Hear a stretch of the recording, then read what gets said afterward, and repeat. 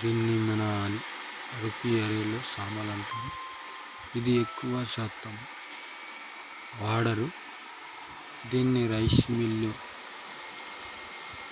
వేసిన తర్వాత 3 రౌండ్లు 4 రౌండ్లు వేయడం జరుగుతుంది.